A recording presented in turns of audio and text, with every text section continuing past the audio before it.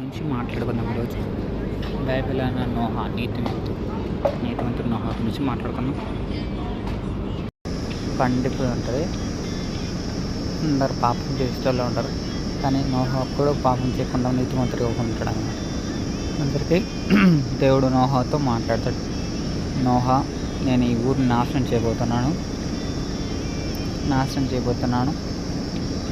నువ్వు ఒక కొత్త పడవ తయారు చేయండి. నోహా అంటాడు, అయ్యా నాశనం చేసేందుకు మార్చండి, ఒక 6 ఉంటే ఈ ఊరిని కాపాడుతావా అని. సరే కాపాడుతాను నోహా. అక్కడ 6 ఉంటారు అనమాట. సరే 3 ఉంటే ఏమైనా కాపాడుతావా అంటే సరే అంటాడు. ఆయనకు 3 ఉంటారు. దాని తర్వాత ఇంక పోయేసి పడవ తయారు చేయమంటాడు. పడవ తయారు చేస్తాడు అన్న. తయారు చేసి ముంగట అందరికి చెప్పేసి వస్తాడు, ఈ మన ఊరిని దేవుడు నాశనం చేయబోతున్నాడంట, నేను ఒకడో ఓడ తయారు చేస్తున్నాను, దాంట్లోకి రండి అని అందరిని పిలుస్తాడు. ఇంకా పంచతాపబడని కూడా అందరినీ అంటాడు. అయినా పడరు. ఓడ తయారు చేస్తూ ఉంటాడు. పెద్ద ఓడ తయారు చేయంటాడు. ఒక్కొక్క రోజు చాలా సంవత్సరాలు, కొన్ని అన్ని సంవత్సరాలు అయితే తయారు చేశాడు. అన్ని సంవత్సరాలు నోహా బయట పోయి ఆ ఊరికి చెప్పింది, మారండి, ఇప్పటికైనా మారండి, దేవుడు పెద్ద ఉగ్రత తీసుకురాబోతున్నాడంట, అందరం చచ్చిపోతాం, ఇప్పుడైనా మారండి, ఇప్పుడైనా తెలుసుకోండి, నేను ఒక ఊడ తయారు చేస్తున్నాను, దాంట్లోకి రండి అన్నారు అని చెప్పి చెప్తుంటే వాళ్ళు అస్సలు పడుచుకోరు. వచ్చేసి ఊడ తయారు చేస్తుంటే కూడా చాలామంది వచ్చేసి ఎక్కిరిస్తూ ఉంటారు అన్నమాట. ఎక్కిరిస్తూ ఉండేసరికి అప్పుడు చెప్తారు, మీరు మారండి, ఇప్పటికైనా మారండి, ఊడ తయారు చేస్తున్నాను నేను, దాంట్లోకి రండి అని అంటాడు. ఆయన తర్వాత చాలా సంవత్సరాల తర్వాత ఊడ తయారవుతుంది. ఊడ తయారైన తర్వాత ఊడ తయారైన కొన్ని రోజులు అవుతుంది. మళ్ళీ పోయి ఆఖరిసారి కూడా చెప్పేసి వస్తాడు. ఆ ఊరు మొత్తానికి పోయి దేవుడు ఈ గ్రామాన్ని నాశనం చేయబోతున్నాడంట, నేను ఒక ఊడ తయారు చేస్తున్నాను, అందరు దాంట్లోకి రండి అని చెప్పేసి దాన్ని కాపాడుతాడు.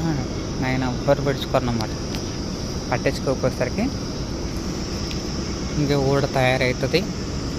జంతువులంటే దేవుడు తీసుకొస్తాడు. అన్నిటిని రెండు కూలి 2, జింకలు 2, జిరాఫీలు 2, ఏనుగులు 2, అంత పెద్ద పడవ, అన్ని పక్షులు కానీ మొత్తం 2గా అన్నిటిని దేవుడు తీసుకొస్తాడు అన్నమాట. ఆ ఓళ్ళకి అన్నిటిని ఎక్కిస్తాడు.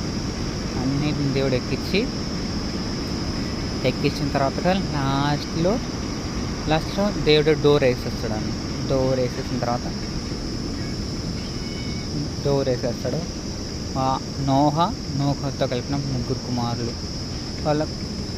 వాళ్ళ 4, 8 మంది మాత్రమే కాపాడగలుగుతారు. అందరూ ఇంకా చచ్చిపోతారు అన్నమాట. ఇంకా ఊడ భారీ వర్షం వస్తూ ఉంటుంది. కొంచెం వర్షం వస్తుంది సర్లే, నార్మల్ వర్షం, కానీ ప్రజలు కూడా అనుకుంటారు నార్మల్దే కదా, వర్షం బాగానే పడుతుంది కదా అనుకుంటారు. ఇంకా పెరిగేకుంది 40 రోజులు పడతానే ఉంటుంది. ఎక్కువ అవుతుంటుంది.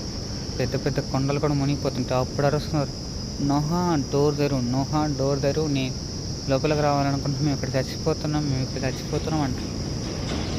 ఆయన కూడా నోహా దగ్గర లేదు, అది దేవుడి దగ్గరనే. దేవుడు అట్లానే వస్తాడు అనమాట. దాని తర్వాత అన్నీ మునిగిపోతాయి. 40 రోజుల పాటు పగలు రాత్రి మొత్తం వర్షం కురుస్తూనే ఉంటుంది. ఒక్క కొండ కూడా కనపడకుండా దూరంగా పోతూనే ఉంటుంది. పోతూనే ఉంటుంది.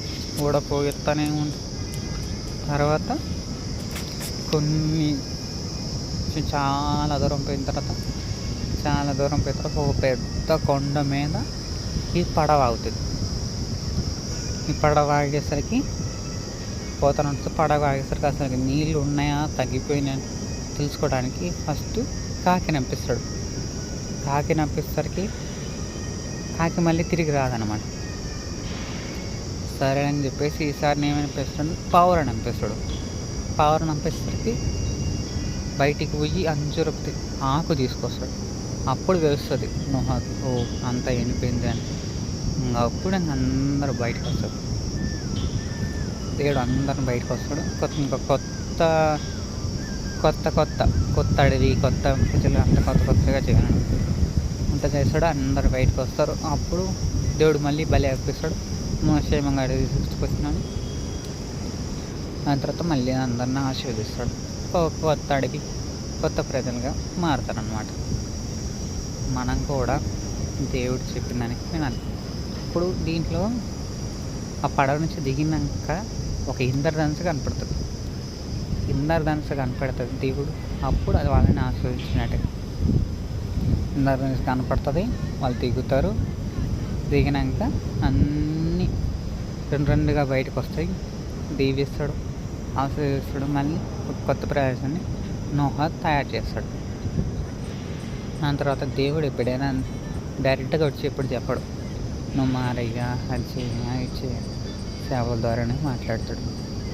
మాట్లాడినప్పుడు మనం వినుకోవాలి. లేకపోతే వినుకోలేదు, నాకెందుకులే అట్లా మనం తిరుగుతున్నాం అనుకో. ఆ రోజు నోహా పోయి అందరికి చెప్పింది, అందరికి చెప్పించండి, మారండి మారండి, ఇప్పటికైనా తెలుసుకోండి, మారండి, ఇప్పటికైనా తెలుసుకోండి, దేవుడు నేను కాపాడుతానని చెప్పి ఎన్నిసార్లు నోహా చెప్పినా వాళ్ళు వినలేదు. వినకపోతే ఎలా అవుతుందో అట్లా తెలుస్తుంది. అందుకనే సేవకులు చెప్పినప్పుడు, నోహా లాంటి సేవకులు మన ఇంటి ముందుకు వచ్చినప్పుడు చెప్పినప్పుడు మనం వినాలి. మరి కొత్త మేము ముందుకు వస్తా. బై.